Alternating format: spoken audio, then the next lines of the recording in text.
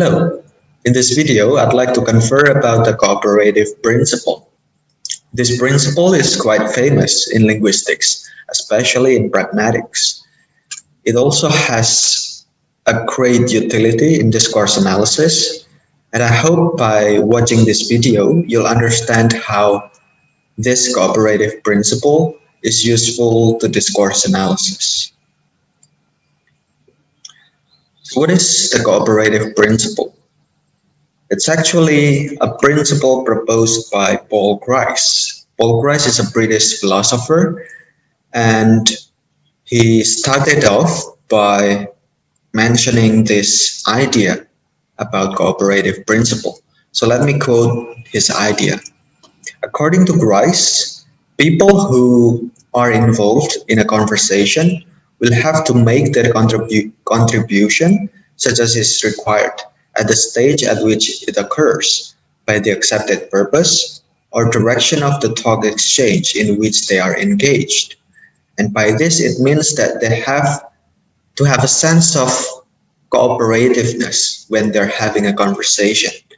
And that is, I believe, Grace's idea about the cooperative principle. That is, I believe, why he proposed the cooperative principle as, a crucial idea in analyzing conversation. Grice proposed 4 conversational maxims. Let me mention those 4 maxims to you. The first one is maxim of quality, and then the second one is maxim of quantity.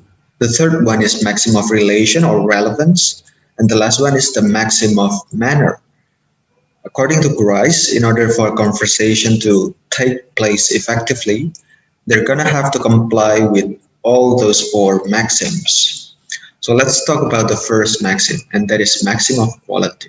What is meant by maxim of quality? When we are following the maxim of quality, it means that we have to say what we believe to be true. So we have to be honest about what we say. We have to say what is right according to what we believe. We have to say what is true according to our belief. And that is maxim of quality. And then the second one, we have the maxim of quantity. In order to follow this maxim of quantity, people will have to make their contribution not more or not less informative than is required. So they need to contribute to the conversation not more or not less informative than is required. And it means that they cannot talk over and over without stop when it's actually too much for the other interlocutor, for example, to have a conversation with, or we cannot say something that is less informative, something that is not sufficient to contribute in a conversation. So we have to have the right perception about the quantity in which we contribute to the conversation, about the quantity that we need to, the quantity of the utterances that we need to produce in a conversation. So we have quality and then quantity. And then thirdly, we have maxim of relation or relevance. The maxim of relation or maxim of relevance states about the relevance of what we say toward the topic being discussed. So according to this maxim, when we're having a conversation, we need to talk about things that are related to the topic being discussed. We cannot answer to a question irrelevantly to the topic. Yeah, so we cannot provide irrelevant answers, or we cannot ask irrelevant questions when having a conversation. We need to be relevant to the topic being discussed. That is maxim of relation or maxim of relevance. And lastly, the fourth maxim is maxim of manner. As the name suggests, it's related to the manner in which we contribute to the conversation. It's related to the manner in which we express our ideas. According to this maxim, we need to be perspicuous. We need to be as clear as possible when expressing our ideas. We need to um, avoid ambiguities. We need to avoid unclear statements, unclear utterances, or expressing, you know, ideas that are too complicated or uh, not, you know, not easy to be perceived by the interlocutor, and that is maxim of manner. So those maxims, as you can read on the screen here, those maxims are presumptions about utterances that we as listeners rely on and the speakers or as speakers exploit. So it means that both listeners and speakers will have to comply with those maxims in order to make the conversation uh, runs effectively. And those are what the maxims for. The maxims are for making the conversation run effectively. Now let's get to the example. Here we have a conversation between person A and person B. So person A asks the question, this one, the first one, who's the first president of Indonesia? And that is the question being asked by person A, right? And then person B responds to that question by saying Sukarno. As we can see in the conversation here, we can say that it complies with the maximum of quantity. And why is that? Because person B, the way person B responds to person A's question is not too much and not too little in terms of the quantity.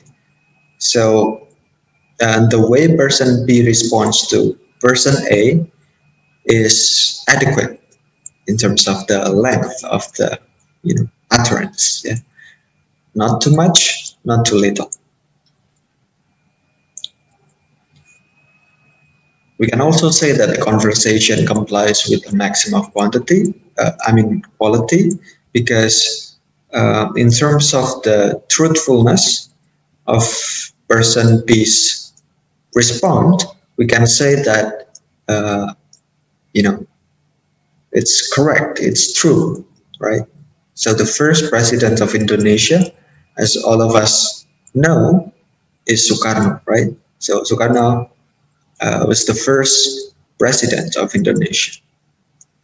And that's why we can say that this conversation is in accordance with the maximum of quality.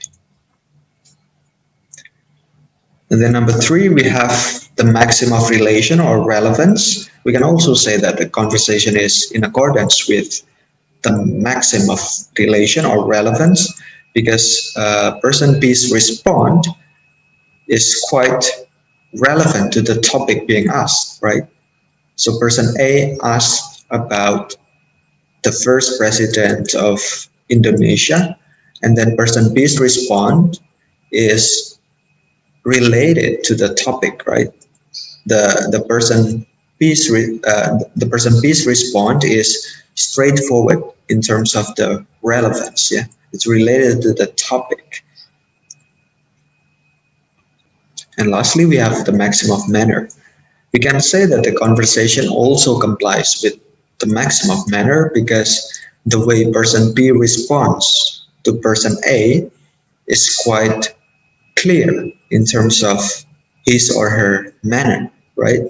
So the utterance Sukarno here, it makes the information clear, right, to person A. When person B says Sukarno, I think we all agree that person A will be able to understand the answer well. And that means that the maximum of manner is, satisfied in this conversation.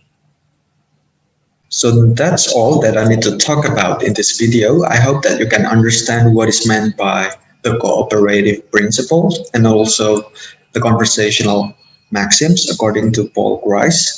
And for the homework, I'd like you to find a video or a written discourse. So it can be in the form of written dialogue, right? Um, and I'd like you to try to identify any maxim violation.